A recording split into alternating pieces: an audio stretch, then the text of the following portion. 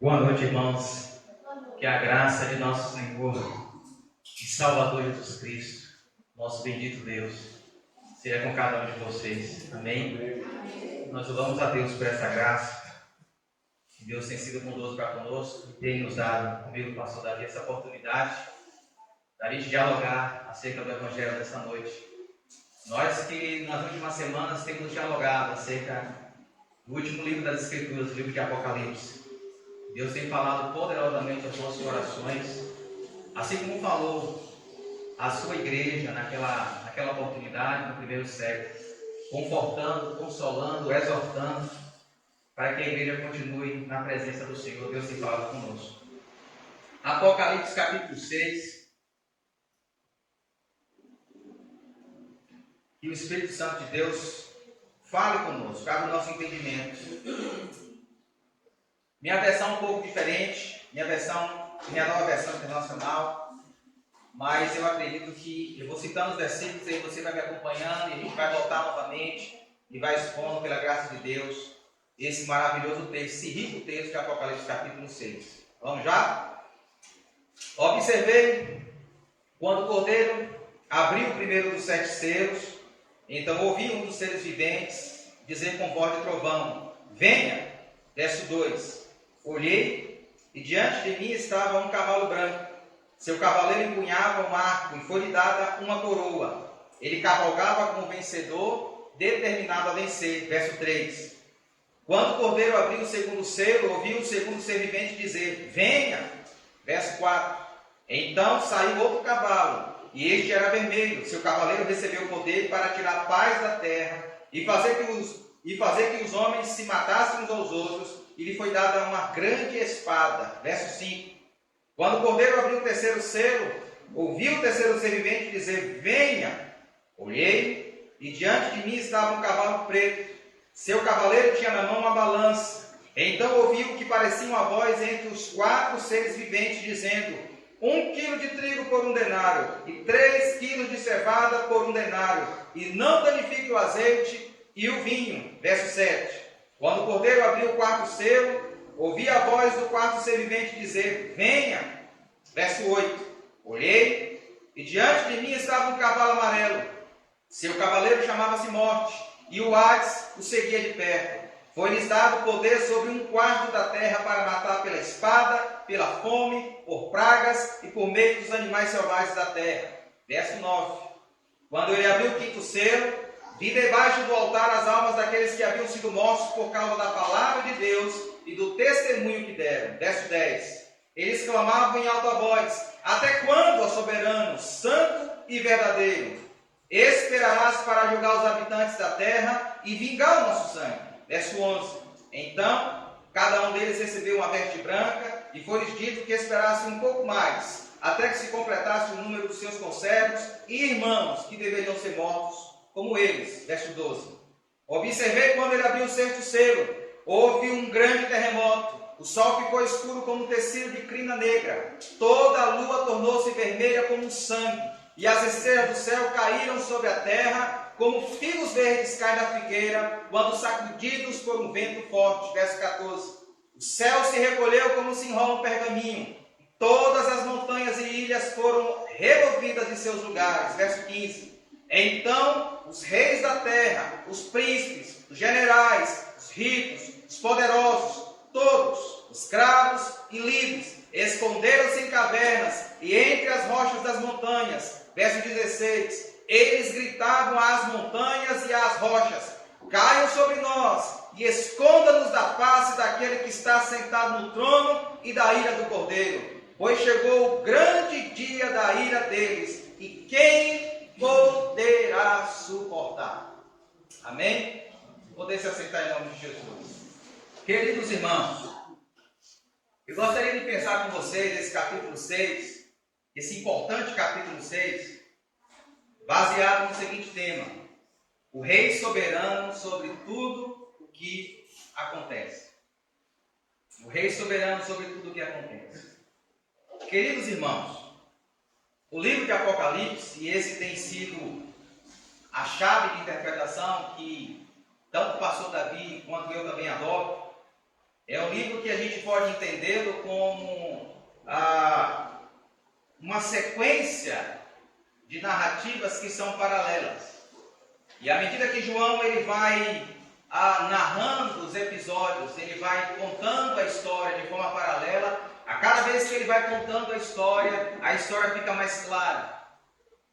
João ele vai contando a história de 7 maneiras diferentes, de ângulos diferentes, de perspectivas diferentes, para ilustrar, para esclarecer ainda mais a compreensão da igreja do primeiro século e a nossa também. Então o livro de Apocalipse é uma sucessão da mesma história, mas contada de ângulos diferentes, de perspectivas diferentes. Então, nós poderíamos dividir o livro de Apocalipse, por exemplo, do capítulo 1 ao capítulo 3, Cristo está no meio dos 7 castiçais de ouro.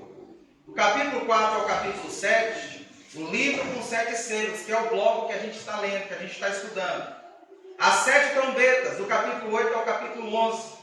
A mulher e o menino perseguidos pelo dragão, capítulo 12 ao capítulo 14. As 7 taças da ira, capítulo 15 ao capítulo 16. A queda da grande meretriz e das bestas, capítulo 17 ao capítulo 19. O juízo, o novo céu e a nova terra, capítulo 20 ao capítulo 22. 7 maneiras diferentes de contar a mesma história, de ângulos diferentes, de perspectivas diferentes. E esse bloco que nós estamos lendo é o segundo bloco, que fala dos livros com 7 selos, que vai do capítulo 4 ao capítulo 7. Nós aprendemos na última semana, por exemplo, que esse capítulo 6 é introduzido no capítulo 4 com a visão que João tem do trono de Deus, do trono do céu. Capítulo 4, verso 2. Em seguida, João tem a visão do livro em forma de rolo, escrito de ambos os lados e selado com 7 selos. Capítulo 5, verso 1. Esse livro está na mão direita do Pai. E esse livro é o livro que conta a história. É a história, é a sucessão dos eventos históricos. A história da redenção. E esse livro está na mão direita do homem, do Deus Todo-Poderoso que está sentado no trono. E João tem a visão do cordeiro que parecia ter estado morto, capítulo 5, verso 6. Depois João vai perceber, vai ter a visão de que esse cordeiro, que esteve morto, mas que está vivo, esse cordeiro tem o poder, e somente ele tem o poder, de abrir o livro e os seus 7 selos.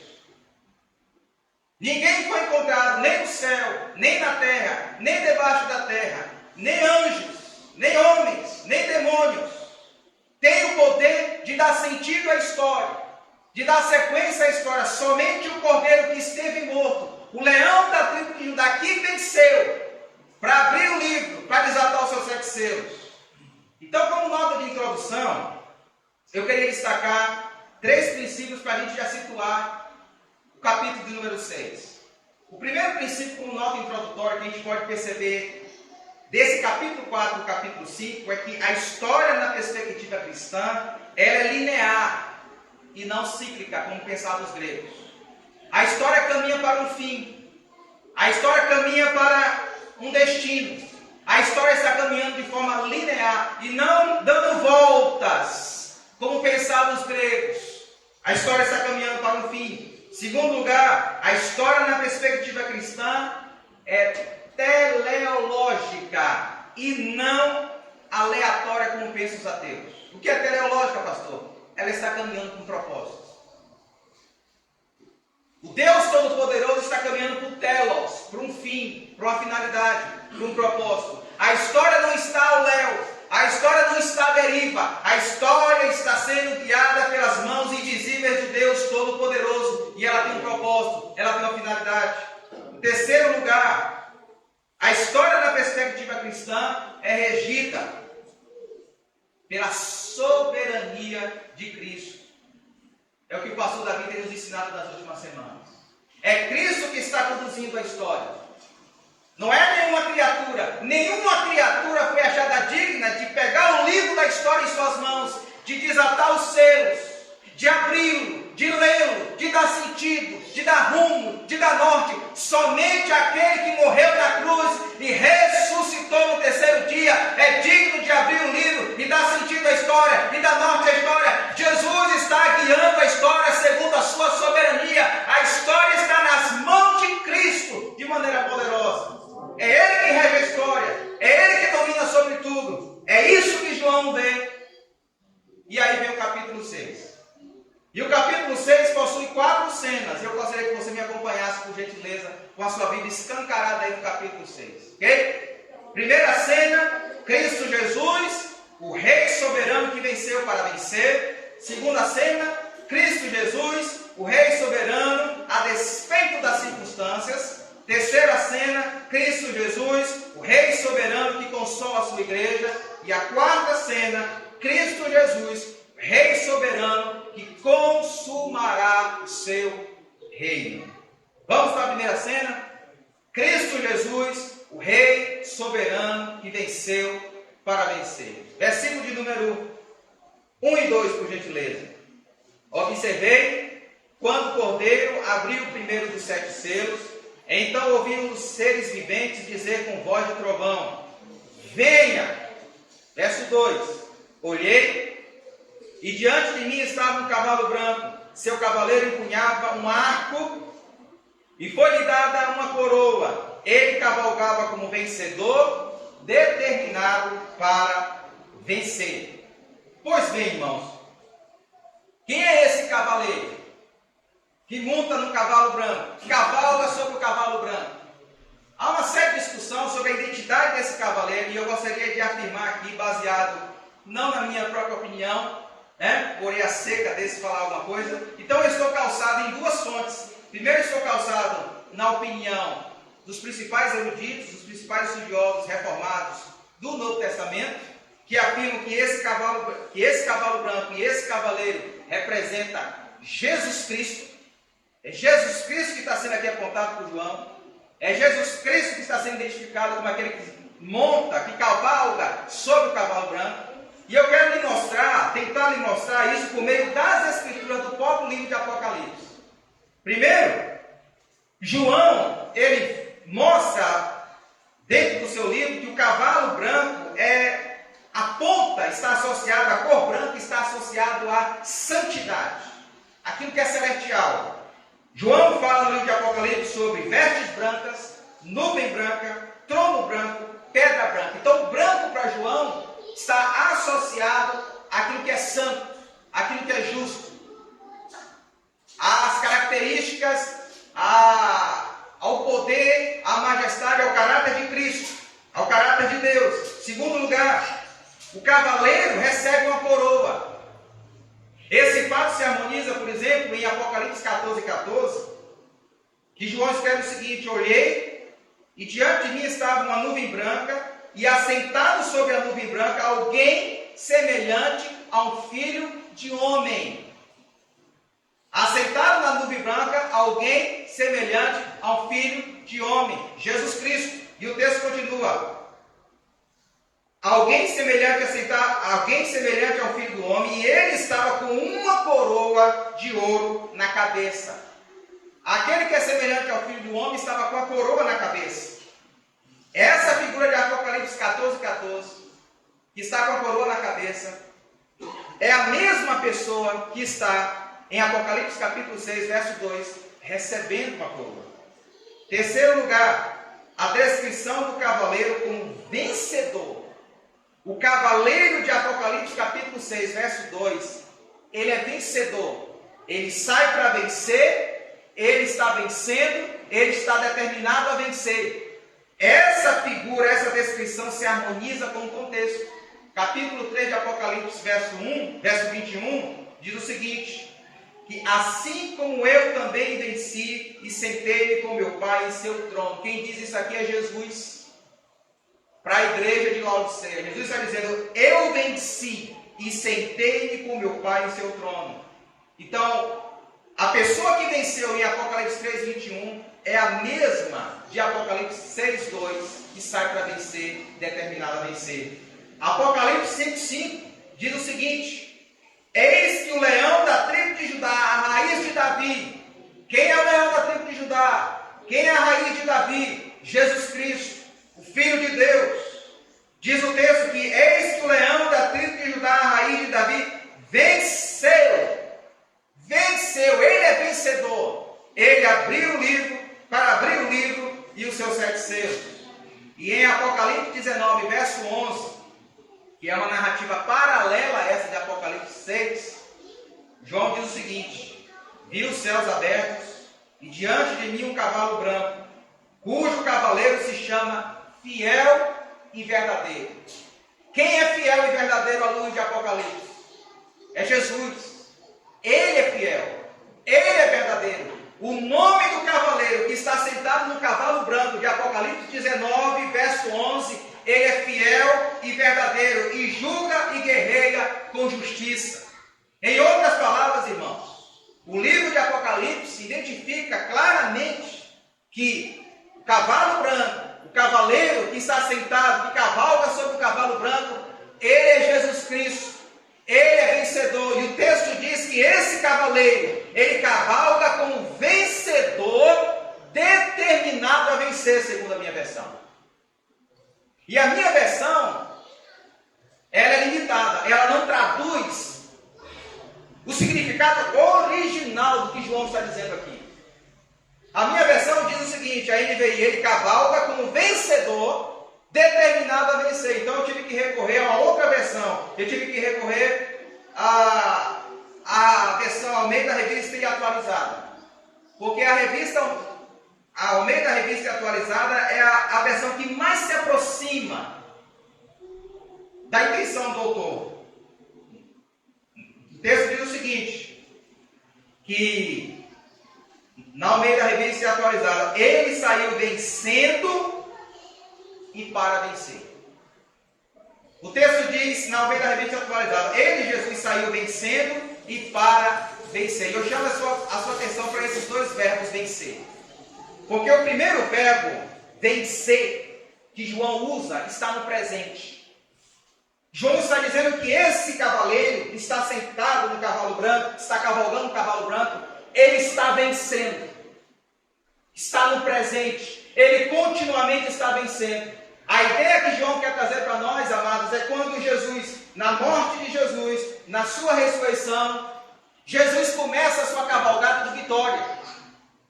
Ele começa vencendo, ele começa a sua jornada vitoriosa, vencendo os nossos 3 arqui-inimigos: o pecado, a morte e o diabo. Jesus está vencendo. E toda vez que Jesus é pregado, e toda vez que o Evangelho é anunciado, e toda vez que uma pessoa se converte, e toda vez que uma pessoa é regenerada, e toda vez que uma pessoa é justificada, e toda vez que uma pessoa se rende aos pés de Jesus, é Jesus vencendo sobre o pecado, sobre a morte e sobre o diabo. E ele está vencendo.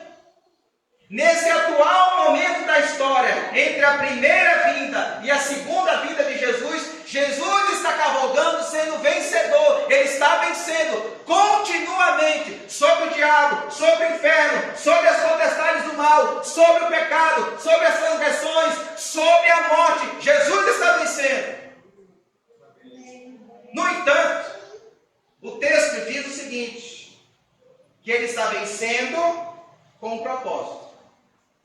Ele está cavalgando, vencendo para. E aí João usa a preposição rina. Para. Essa preposição indica propósito.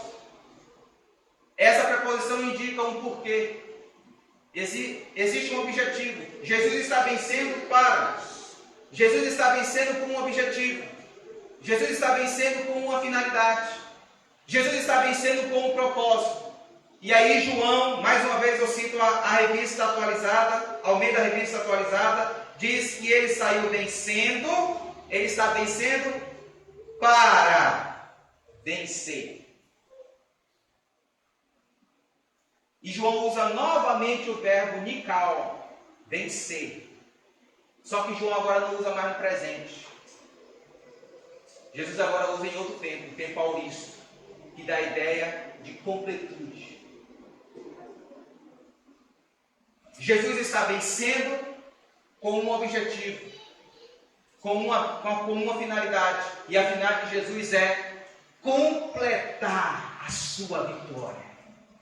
Jesus está vencendo no atual momento da história da redenção. Ele está cavalgando, Ele está vencendo, e Ele está agindo, e Ele está realizando, Ele está curando, Ele está libertando, Ele está vencendo o pecado, o diabo, a morte, Ele está quebrando os milhões, Ele está desbancando o inferno, Ele está desfazendo a obra do diabo com um objetivo, com uma finalidade: concluir a sua obra vitoriosa.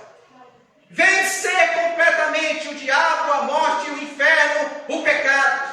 Jesus está cavalgando vitoriosamente para um dia concluir a sua obra, terminar aquilo que Ele começou há 2000 anos atrás. Ele está cavalgando, Ele está caminhando, Ele está vencendo para terminar aquilo que Ele começou, que é desbancar completamente os nossos três arqui-inimigos: o pecado, o diabo e o inferno.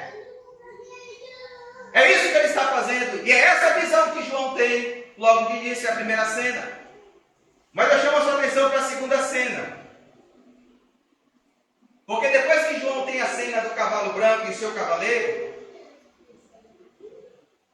João tem uma segunda cena. João tem a cena do Cristo Jesus, o Rei soberano, a despeito das circunstâncias. Ele é o Rei soberano apesar das circunstâncias, a despeito das circunstâncias. Leia comigo, por gentileza, versos 3 a 8, que revela para nós o segundo, terceiro e o quarto selo.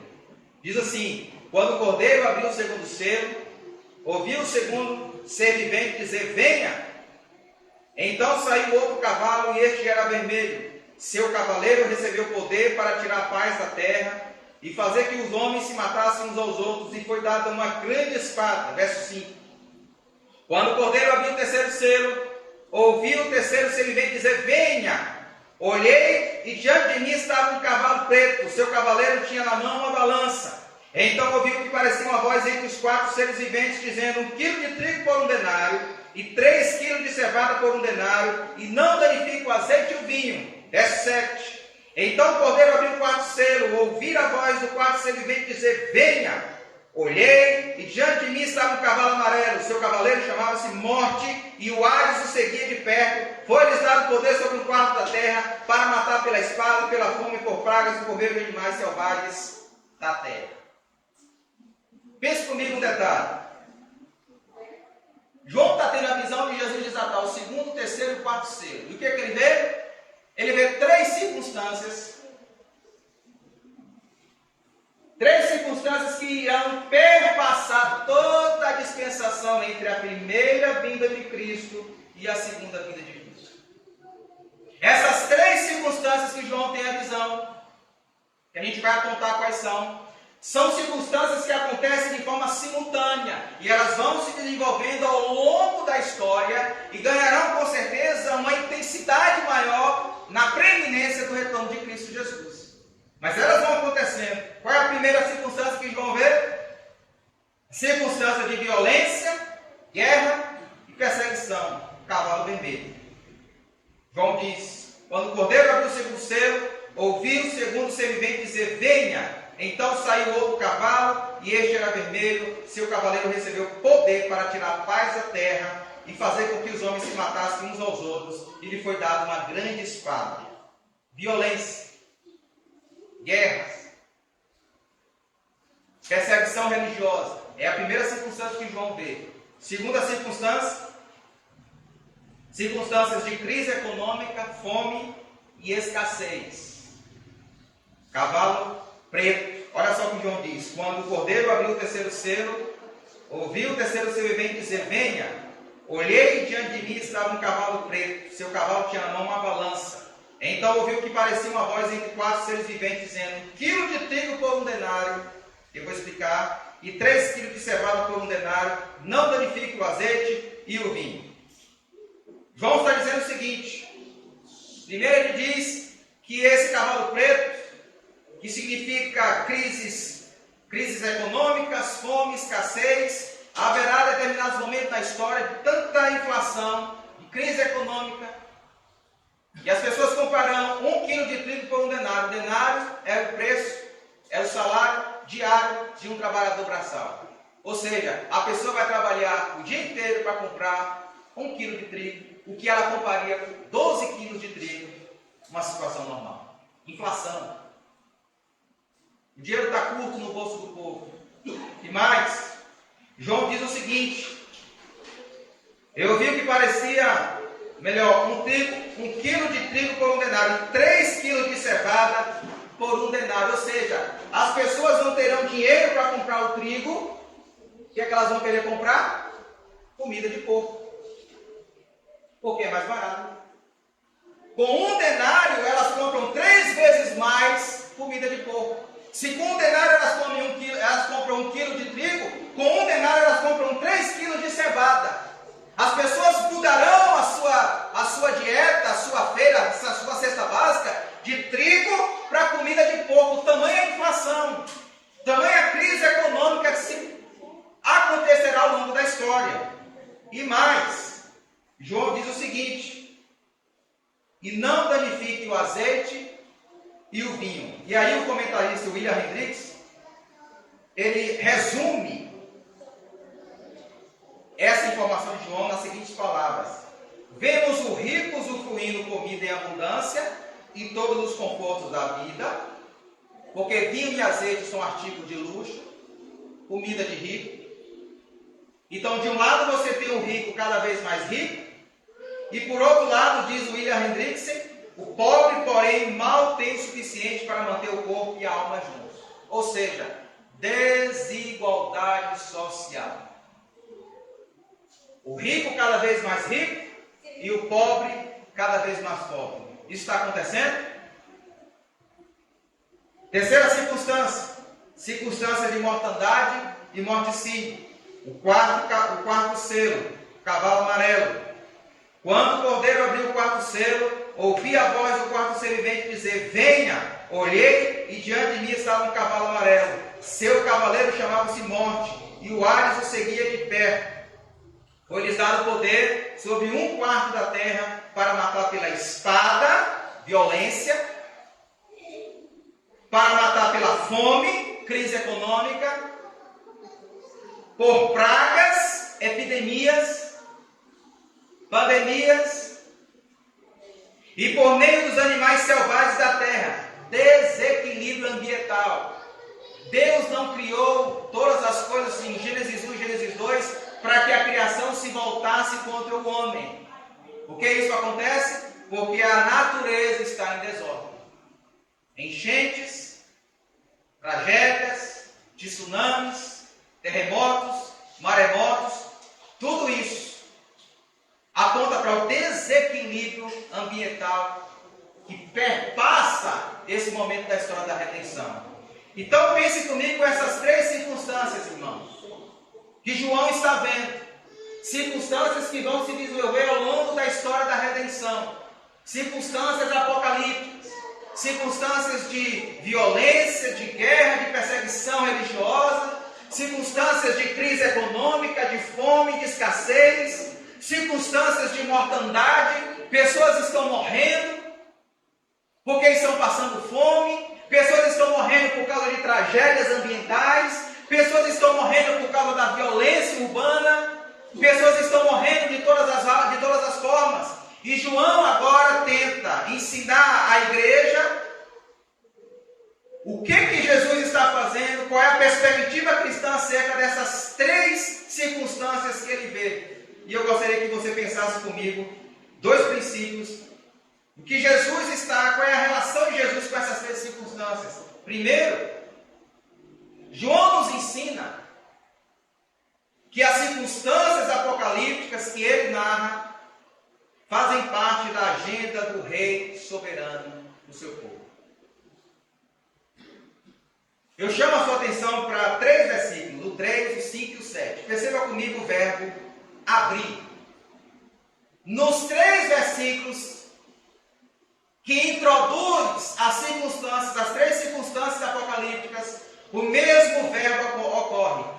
Quando o cordeiro abriu o 2º selo, quando o cordeiro abriu o 3º selo, quando o cordeiro abriu o 4º selo. Quem abre o selo?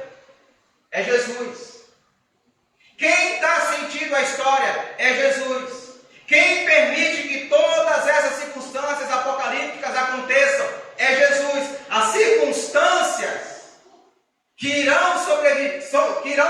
que estão sobrevivendo, que irão sobrevir a toda a humanidade nesse tempo, nesse intervalo, nesse inteirinho entre a primeira e a segunda vinda de Cristo, fazem parte da agenda de Jesus para o povo, para os seres humanos.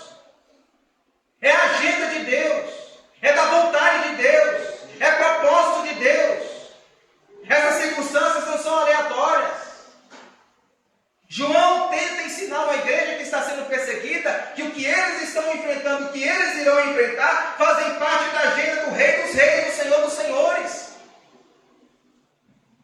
Um comentarista bíblico diz o seguinte, que essas circunstâncias, o fato de Jesus abrir os selos, representa o plano eterno de Deus. O livro que Jesus abre os selos representa o plano eterno de Deus, seu decreto que compreende todas as coisas.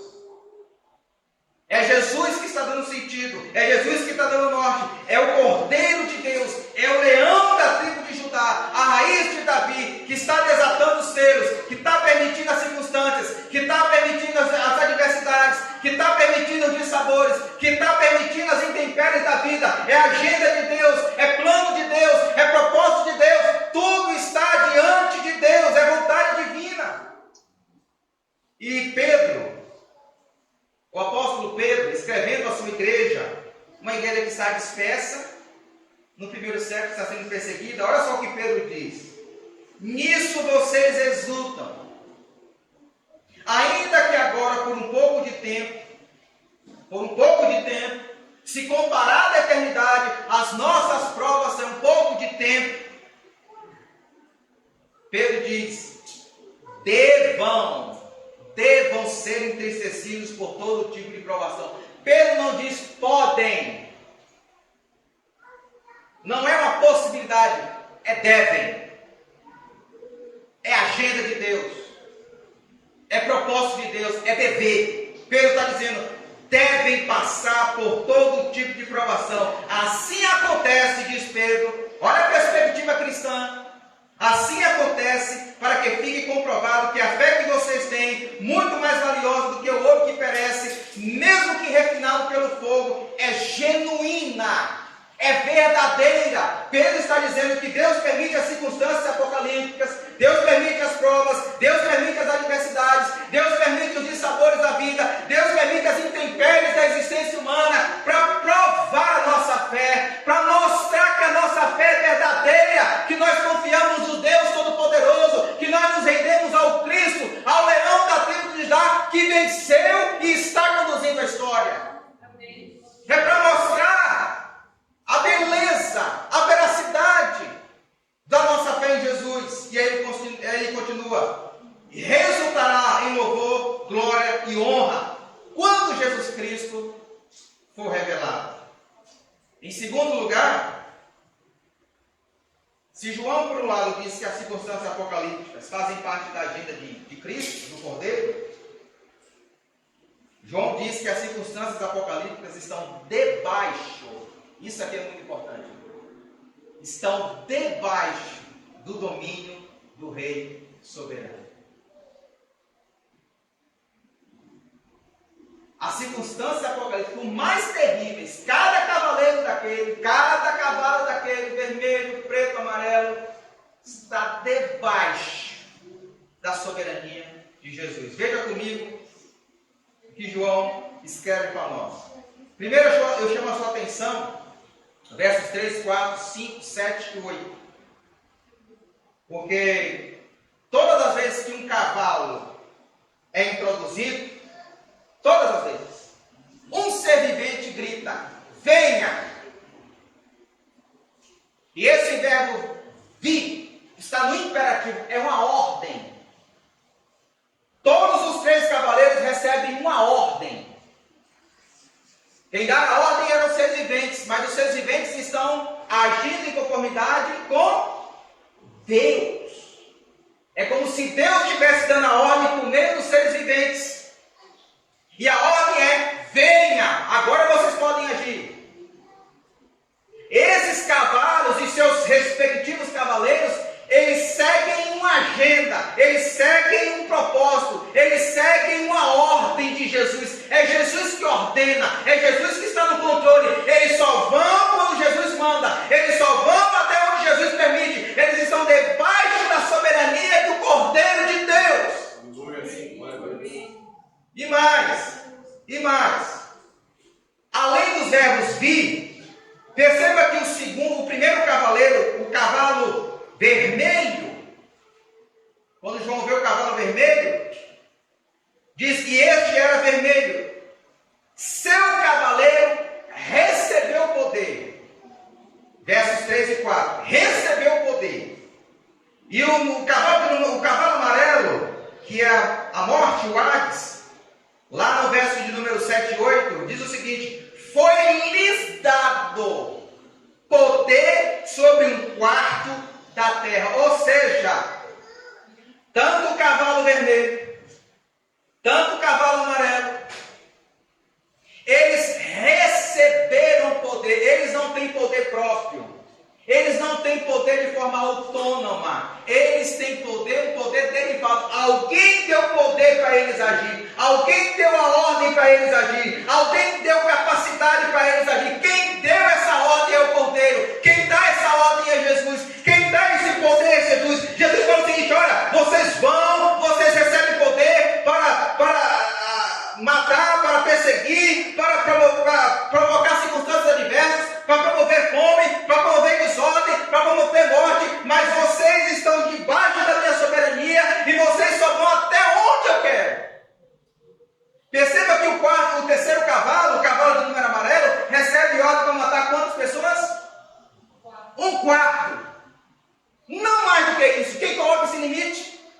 Quem coloca esse limite é Deus. Deus fala: até aqui você vai. Não menos do que um quarto, não mais do que um quarto. Esses cavalos, essas circunstâncias estão debaixo da soberania de Deus, irmãos. Deus está conduzindo a história de maneira soberana. Deus está conduzindo a história de maneira maiúscula, poderosa, superlativa. É Deus que está guiando, é Deus que está direcionando, é Deus que está subjugando todas as circunstâncias para cumprir os seus propósitos, para cumprir os seus planos, para cumprir e consumar o seu reino na história. É Ele que está conduzindo. Nada foge do seu controle. Na hora que Ele fala: para aqui, para. Martinho Lutero dizia que o diabo é um cachorro na coleira de Deus. Ele só vai onde Deus manda, ele só vai onde Deus permite. Deus está no controle. Nada acontece nas nossas vidas sem que Deus saiba, sem que Deus permite. Na perspectiva das Escrituras, não tem azar, não tem olho gordo, o crente não pode ter medo de gato preto. É Deus que está no controle, gente. Ele é soberano. E nós precisamos descansar nisso, assim como a igreja apocalíptica. As 7 igrejas deveriam descansar nessa soberania. Nós também devemos. E João, depois que ele pinta essa segunda cena, de que Jesus está sendo soberano apesar das circunstâncias, ele traz a terceira cena. Cristo Jesus, Rei soberano que consola a sua igreja. Versos 9 a 11 diz assim: quando ele abriu o quinto selo, verso 9, vi debaixo do altar as almas daqueles que haviam sido mortos por causa da palavra de Deus e do testemunho que deram. Eles clamavam em alta voz: até quando, ó soberano santo e verdadeiro, esperarás para julgar os habitantes da terra e vingar o nosso sangue? Verso 11: então cada um deles recebeu uma veste branca, e foi-lhes dito que esperassem um pouco mais, até que se completasse o número dos seus conservos e irmãos, que deveriam ser mortos como eles. A terceira cena que João nos introduz: Cristo Jesus, o Rei soberano que consola a sua igreja. Quem é essa igreja? Perceba comigo algumas características dessa igreja que está no altar do sacrifício. João tem uma visão dos céus. E ele vê os crentes desencarnados, as almas. Quais são as características dessa igreja que está na glória? Primeiro, uma igreja que preferiu a morte a negar a palavra de Deus. Olha só, verso 9 carteado. Quando ele abriu o quinto selo, vi debaixo do altar as almas As almas de quem? Daqueles que haviam sido mortos por causa de quê? Da palavra de quem? De Deus. A palavra de Deus. É gente que preferiu morrer do que transigir com a palavra de Deus. Interessante que João, logo no capítulo 1, verso 9, que nós estudamos na primeira semana, o pastor Davi pregou sobre isso. Apocalipse 1:9 diz que João está na ilha prisional de Patmos justamente por causa da palavra de Deus. É gente que prefere ser preso, é gente que prefere ser espoliado, é gente que prefere perder a vida, é gente que prefere apanhar, é gente que prefere morrer do que negar a palavra de Deus, do que negociar com a palavra de Deus, do que transigir com os absolutos do Senhor, do que viver e se render ao relativismo cultural. É gente que não abre mão da palavra. É gente que não abre mão do Evangelho. E mais, escrevendo a igreja de Esmina, olha só o que João diz: não tenha medo do que você está prestes a sofrer. Igreja de Esmina, aquela que é pobre na terra, mas é rica no céu. O diabo lançará algum de vocês na prisão para prová-los, e vocês sofrerão perseguição durante 10 dias. Seja fiel até a morte, e lhe darei a coroa da vida. Escrevendo a igreja de Pérgamo, João fala de um tal Antipas. João diz: é Jesus que está falando, Jesus que está dando um diagnóstico de quem foi Antipas. Não é João, é Jesus. Minha fiel testemunha foi morto nessa cidade onde Satanás habita. Antipas preferiu morrer do que mercadejar a palavra de Deus. É gente que não arreda pé do Evangelho. É gente que ama o Evangelho. É gente que tem sede do Evangelho. É gente que vive o Evangelho, pode perder o emprego, pode ser escanteado, pode ser marginalizado, pode ser excluído do grupo, mas não nega a palavra. Pode morrer, mas não nega a palavra de Deus. É essa igreja que está lá na glória. Segunda característica dessa igreja, veja comigo, uma igreja que preferiu a morte a negligenciar a sua missão. João diz assim, que aqueles irmãos morreram por causa da palavra de Deus e do testemunho que deram. E se você for parar para pensar, testemunho aqui implica a nossa missão. Quem nós somos na sociedade, qual é o nosso discurso na sociedade, quem é que nós estamos revelando, de quem nós estamos testemunhando na sociedade. E eu chamo a sua atenção para duas palavras aqui que João usa: testemunho e o verbo dar. Primeiro, a palavra testemunho. A palavra testemunho, e o pastor Davi já nos ensinou isso aqui em outras oportunidades, vem da palavra martíria, da onde vem a palavra testemunha, martis, que significa alguém cujo testemunho leva à morte. É alguém que está cumprindo uma missão, é alguém que está caminhando na vida e tem um testemunho de vida, de obras e de palavras. E não arreda pé desse testemunho. Nem que ele seja morto, ele não nega a sua missão de testemunhar com a vida, com as palavras e com as obras. E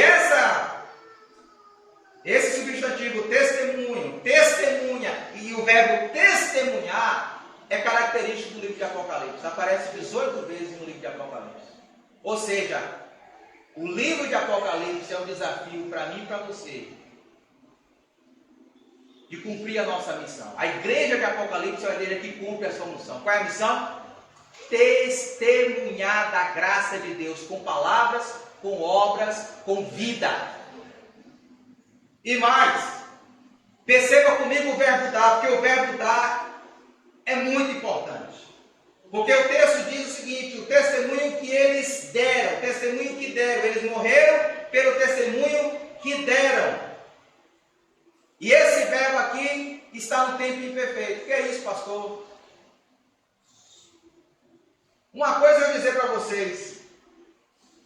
Pastor Davi pregou o Evangelho.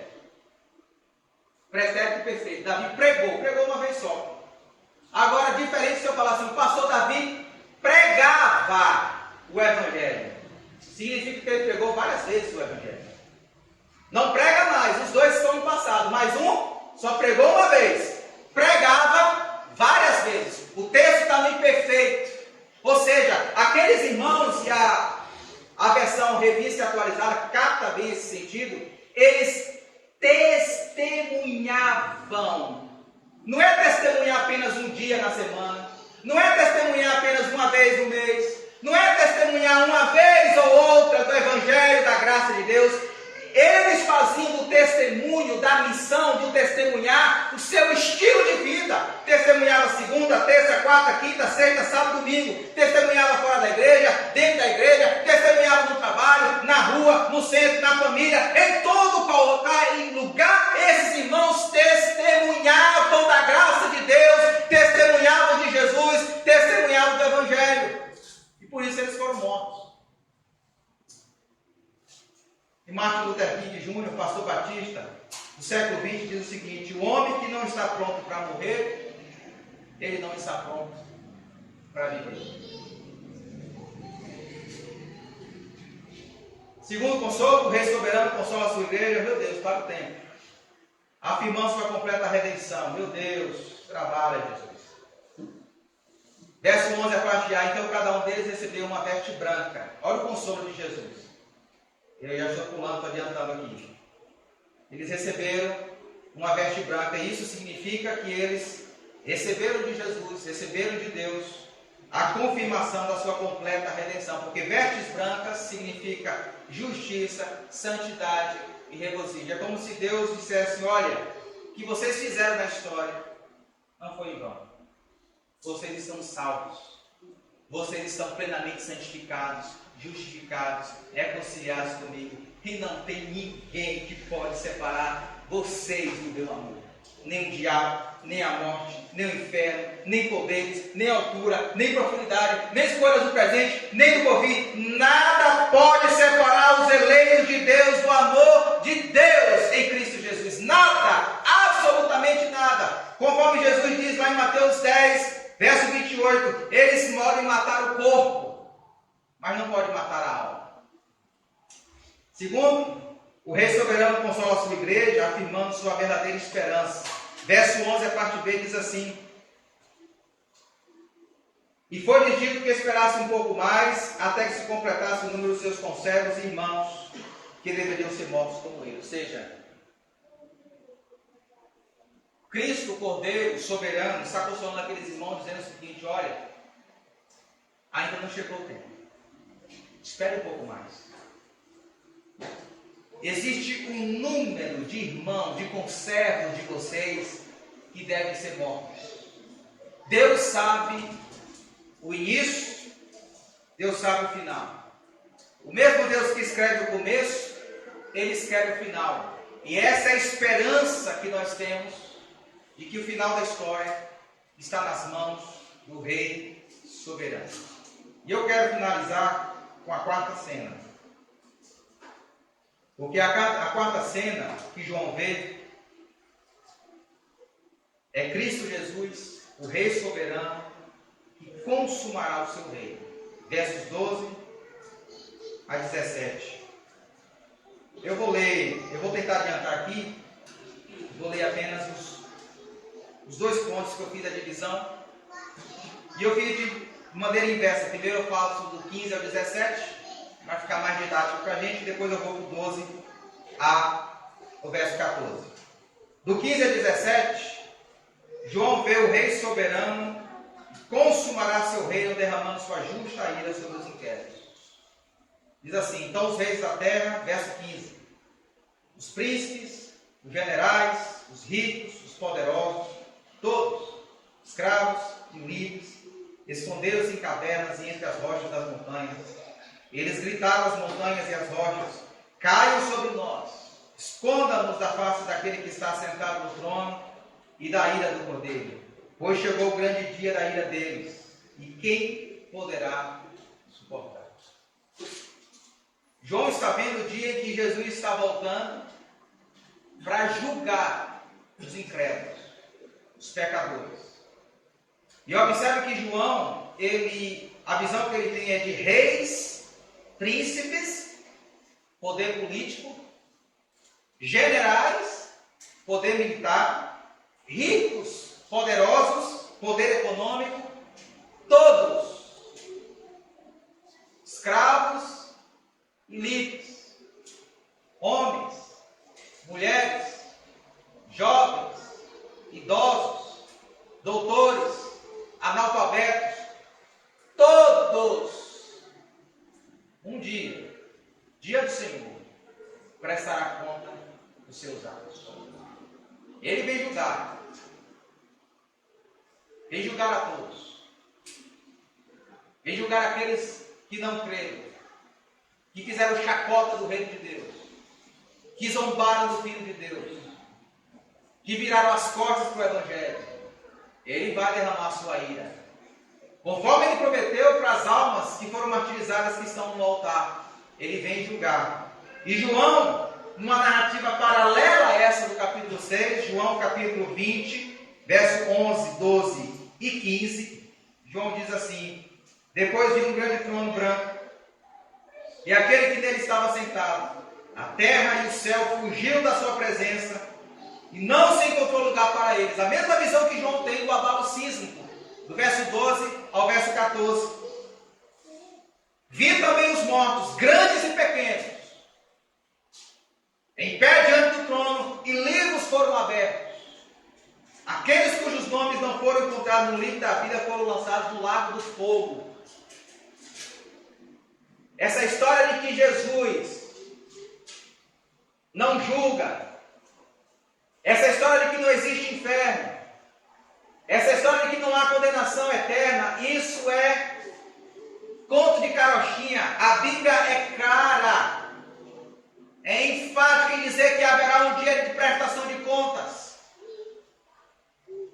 E as pessoas que ignoraram a pregação do Evangelho, as pessoas que zombaram da mensagem do Evangelho, as pessoas que fizeram piadas da mensagem do Evangelho, um dia elas vão prestar contas, e elas vão ser lançadas no lago de fogo, junto com o diabo, junto com a besta, junto com o falso profeta, junto com o inferno, junto com a morte, e serão condenadas eternamente. Essa é a mensagem das Escrituras. Vai haver um acerto de contas, vai haver um dia que Jesus vai botar os pontos nos is, ele vem julgar, mas João ainda vê que haverá um dia também, no mesmo momento que ele julga, João vê o Rei soberano consumando o seu reino, redimindo a criação e instaurando novos céus e nova terra. Versículo 12 a versículo 14 diz assim: observei quando ele abriu o sexto selo, e houve um grande terremoto. O sol ficou escuro como tecido de crina negra, toda a lua tornou-se vermelha como sangue, e as estrelas do céu caíram sobre a terra, como figos verdes caem da figueira quando sacudidos por um vento forte. O céu se recolheu como se enrola um pergaminho, todas as montanhas e ilhas foram removidas de seus lugares. Essa visão de João, a mesma visão que Joel teve no Antigo Testamento, a mesma visão que Isaías teve no Antigo Testamento, a mesma visão, a mesmo presságio que Jesus fez em Mateus capítulo 24. Pedro também escreve na segunda epístola, e Pedro vincula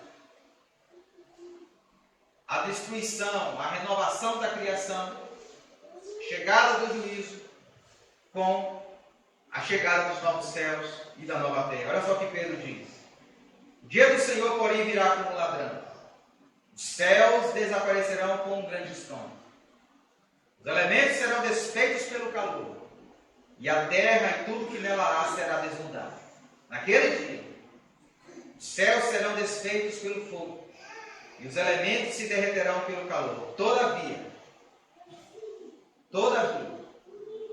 para os eleitos de Deus, para aqueles que se renderam a Jesus, todavia, de acordo com a sua promessa, esperamos novos céus e a nova terra, onde habita a justiça.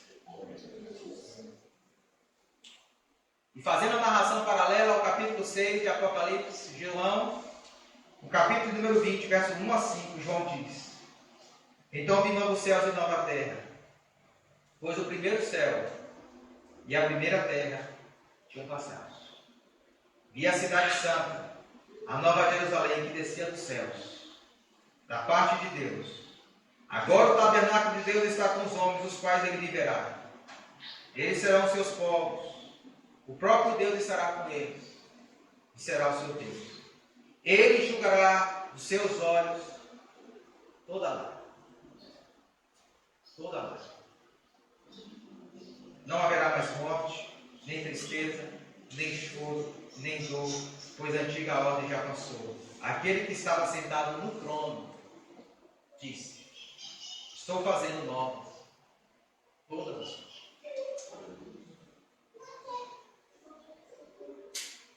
É para esse final aqui que a história está caminhando.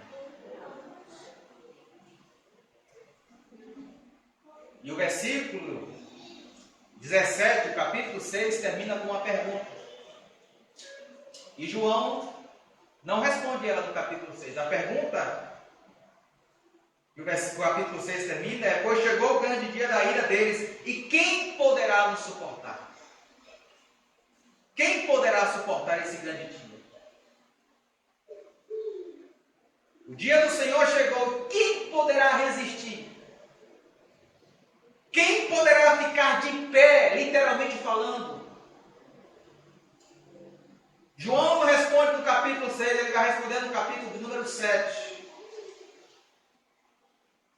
Mas eu passo mão aqui das palavras do apóstolo Paulo, Romanos capítulo 8, verso 1, para finalizar. Paulo diz: Portanto, agora já não há condenação. Para quem? Para quem? Não é para os que são religiosos,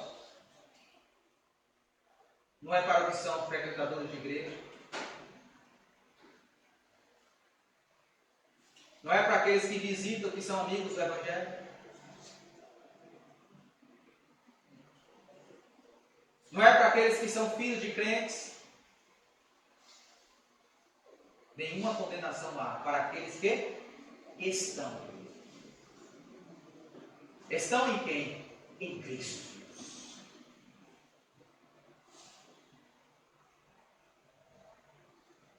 Não há condenação para nós que estamos em Cristo. Por mais que todas essas coisas são implicações, frequentar a igreja, estar na igreja, servir a igreja, cumprir a missão, tudo isso faz parte, tudo isso é implicação do estar em Cristo, mas a essência, a raiz, o núcleo, o centro nevrálgico da nossa salvação é estar em Cristo. É uma relação pessoal, é uma dependência, é uma confiança, é estar em Cristo. Você está em Cristo?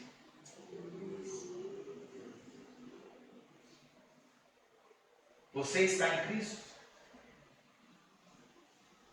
Você conhece a Cristo? Você confia nele? Você depende nele? Você espera por ele? Você está fundamentado nele? Ele é a razão da sua vida? Ele é o centro da sua vida? Ele é o fundamento da sua existência?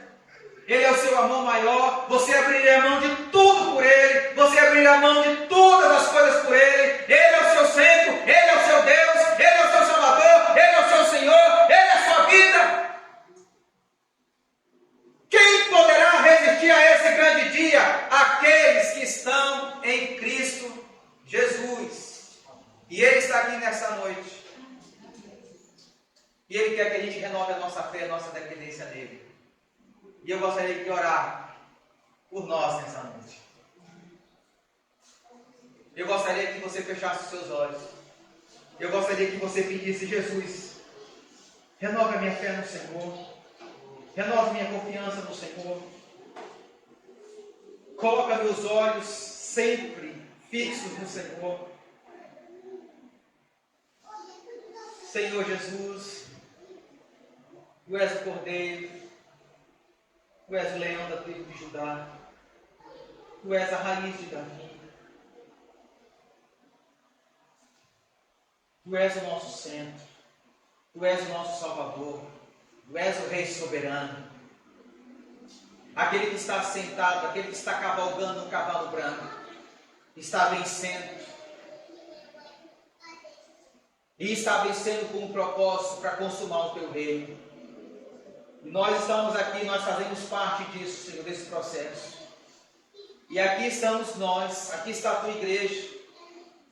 E a nossa oração ao Senhor, pautadas no poder do Espírito Santo, porque em nós mesmos nós não conseguimos, é que o Senhor fortaleça a nossa fé, é que o Senhor renove a nossa fé, é que o Senhor nos leve, como o Senhor orienta a igreja de Éfeso, voltem para o primeiro amor. Deus nos leve a te amar mais, nos leve a te desejar mais, nos leve a centralizar todas as coisas no Senhor dia por dia, nos leve a gravitar em torno da tua pessoa, Jesus Cristo.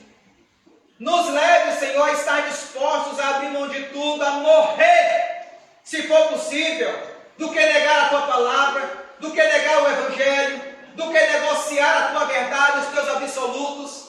Nos leve, Senhor, a estar disposto até mesmo a morrer, a perder tudo, a ser discriminado, a ser recanteado, a ser marginalizado na sociedade, mas nós não queremos abrir mão de testemunhar da graça de Cristo, porque o teu amor nos constrange, nos faz uma igreja forte, nos faz uma igreja destemida, nos faz uma igreja corajosa, uma igreja cheia do Senhor, uma igreja cheia do teu Espírito Santo. Nos faz uma igreja que chora pelos seus pecados, que chora pelas suas mazelas, que chora pela sua miséria. Porque quanto mais próximos estamos do Senhor, porque mais próximos estamos da tua pessoa, Jesus Cristo, mais tomamos consciência dos nossos pecados, mais tomamos consciência da nossa miséria, mais tomamos consciência das nossas mazelas, mais tomamos consciência dos nossos vazios. Nos transforma, Jesus Cristo. Faz a tua obra aqui na IBI, faz a tua obra aqui em Jequié.